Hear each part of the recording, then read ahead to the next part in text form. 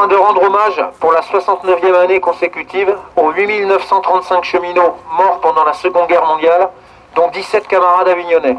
Parmi eux, 809 furent fusillés, 1157 moururent en déportation pour des faits de résistance.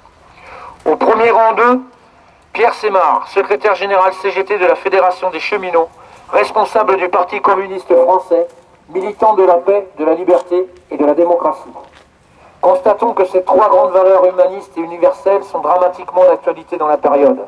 En particulier, le grondement des canons et des situations sociales nationales et internationales révèlent, s'il en était besoin, l'urgence de poursuivre et d'amplifier les mobilisations des citoyens et des salariés pour un monde meilleur, lutte pour lesquelles nos camarades sont morts. Pierre Sémard a été la plus grande figure du mouvement cheminot.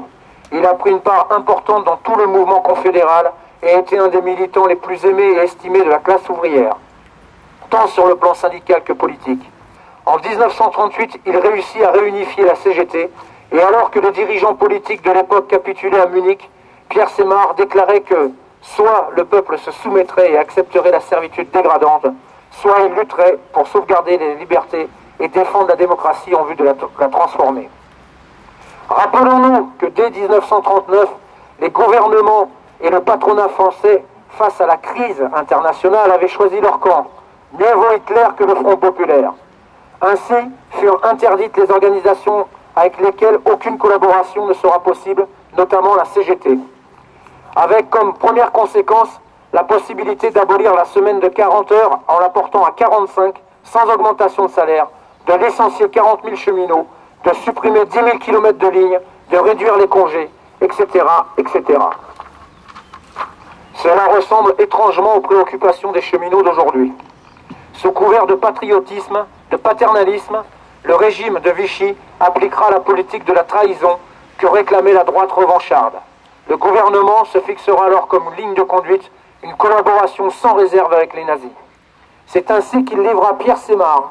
Pierre Sémard ira à la prison de la Santé, puis Bourges, pour être transféré à l'expiration de sa peine au camp de Gaillon, où il a été livré comme otage le 7 mars 1942 pour être fusillé par les assassins nazis à Évreux. À l'heure où la situation économique et sociale n'est pas sans nous rappeler l'avant 39, à l'heure où le gouvernement déclare que dénoncer est un devoir citoyen et républicain, que certains, sous prétexte de calcul électoraliste, ont ouvert en grand les vannes de la xénophobie et du racisme. Il nous faut nous souvenir de la barbarie.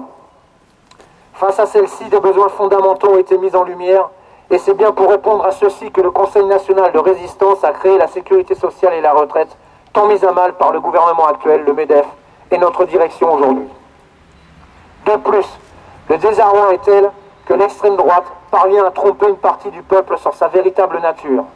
Même si les personnes changent, les idéologies fascistes demeurent. Suppression des caisses de retraite et de protection sociale sont aussi dans leur programme. Rappeler l'histoire permet d'éclairer le présent, l'avenir et de mettre en garde tout ce qui menace la paix, la liberté et la démocratie.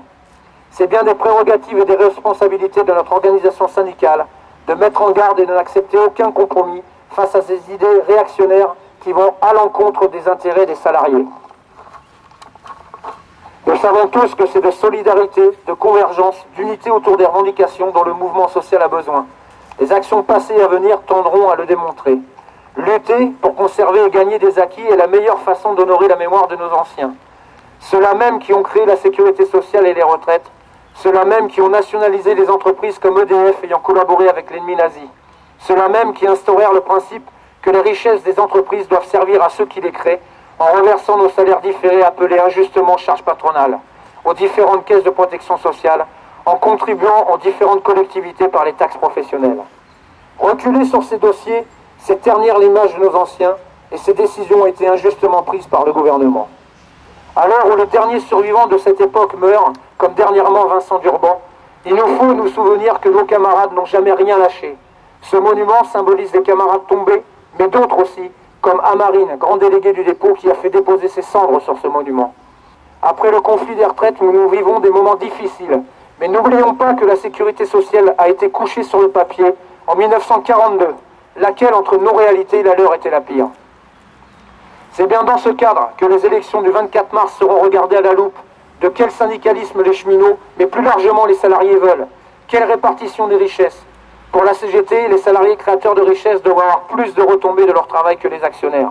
Pour la SNCF, notre actionnaire principal est l'État et les cheminots n'échappent pas aux réalités, notamment en termes de pouvoir d'achat. Tous ensemble, c'est possible, il suffit d'y croire.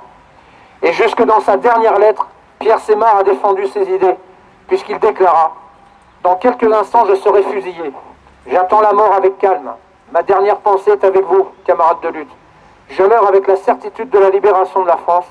Dites à mes amis cheminots que ma dernière volonté est qu'ils ne fassent rien qui puisse aider les ennemis. Les cheminots me comprendront, ils m'entendront, ils agiront, j'en suis convaincu. Les 17 cheminots d'Avignon inscrits sur ce monument ont payé de leur vie en répondant à cet appel. Nous devons leur rendre hommage et je vous demande d'observer une minute de silence.